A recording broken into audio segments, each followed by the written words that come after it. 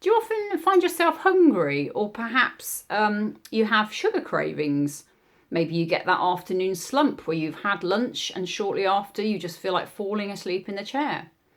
Well, I'm going to talk about blood sugar management because it's a really crucial part of not just weight loss, weight management, but it's also an important part of appetite management and general well-being.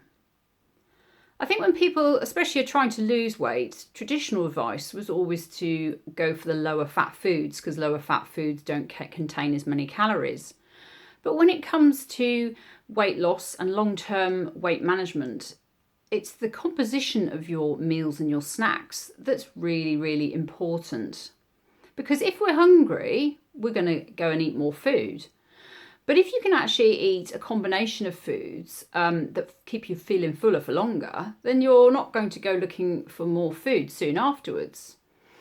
In fact, I'm 3 stone lighter than I used to be in my 20s, but in my 20s I didn't really understand which meals and snacks kept me feeling fuller for longer. And now that I understand about blood sugar management, it's so much easier. So let's just start off by talking about basic foods. Let's take this apple. Okay, so people would say, yeah, an apple's a healthy food. Well, it is a healthy food. It's a great, great snack.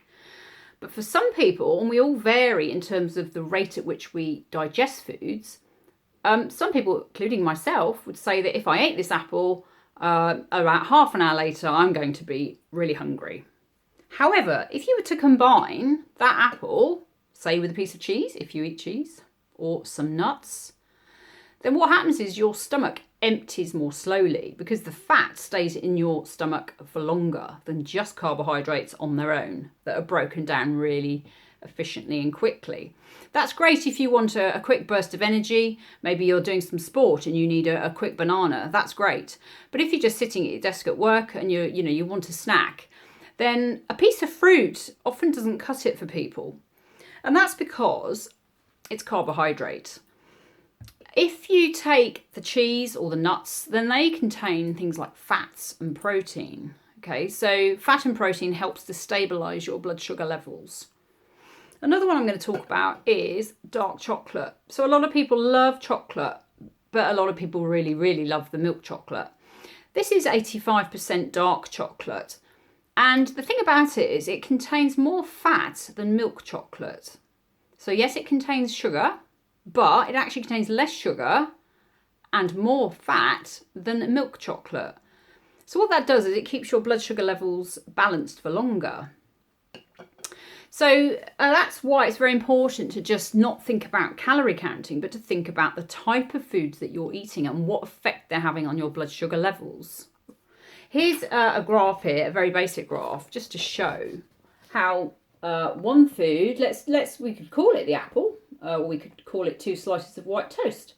The red line is the peak in blood sugar levels, which soon afterwards is followed by a drop in blood sugar levels. That's because insulin, which monitors your blood sugar levels, gets produced when you eat a sugary food, and as a result, it empties the bloodstream of glucose and sends the glucose off to the body cells for energy. But the trouble is, if your blood sugar levels do what the red line is doing, then soon afterwards you're going to feel hungry. And perhaps even sleepy, and then perhaps looking for more food.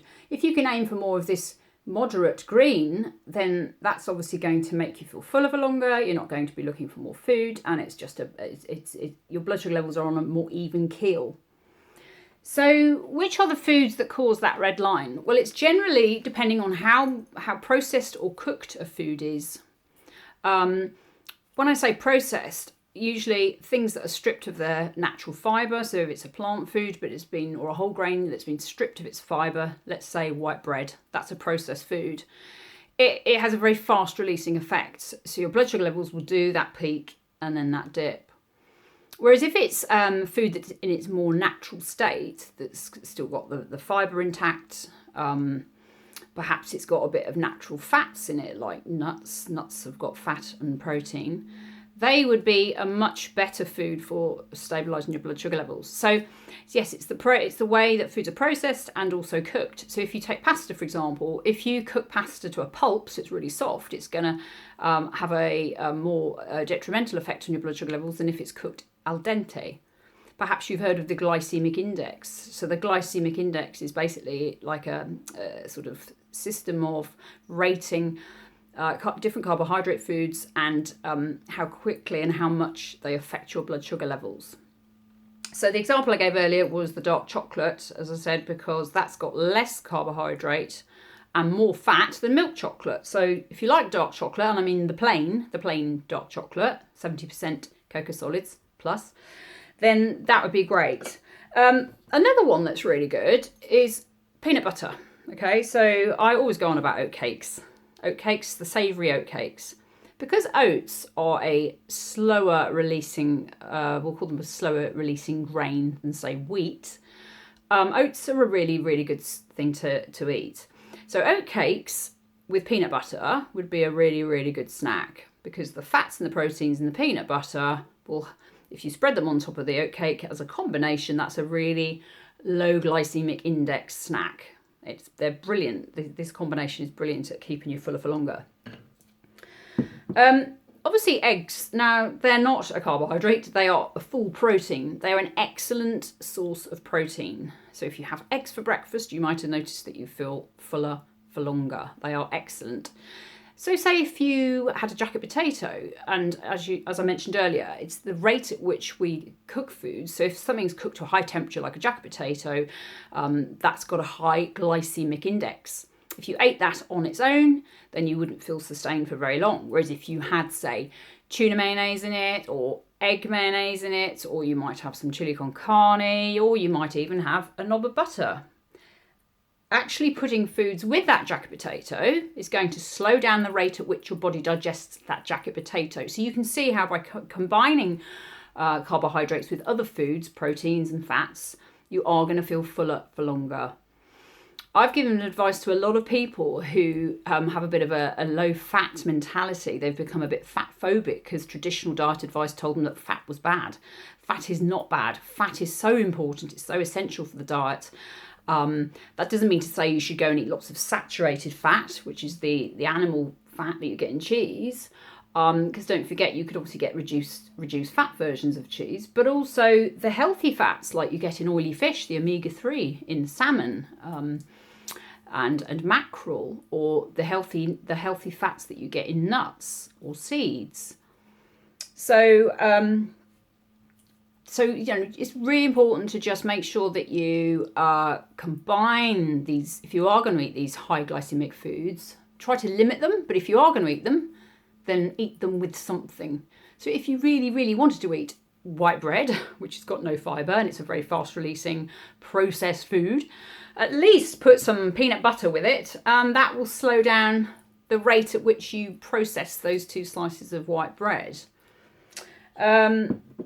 So it can be really liberating once you understand, the importance of combining foods and not just eating high carbohydrate foods on their own. High carbohydrate foods on their own will just make you feel hungry soon afterwards, and you can get that blood sugar slump that I showed earlier. What else could I talk about, really? I think I'm going to be writing a blog post on this because it might help people to get a better understanding if they see something written down where I will give more examples of food combining. But I've just got a few here. So if we compare rye bread with white bread, so rye bread would have a more positive impact on your blood sugar levels than white bread.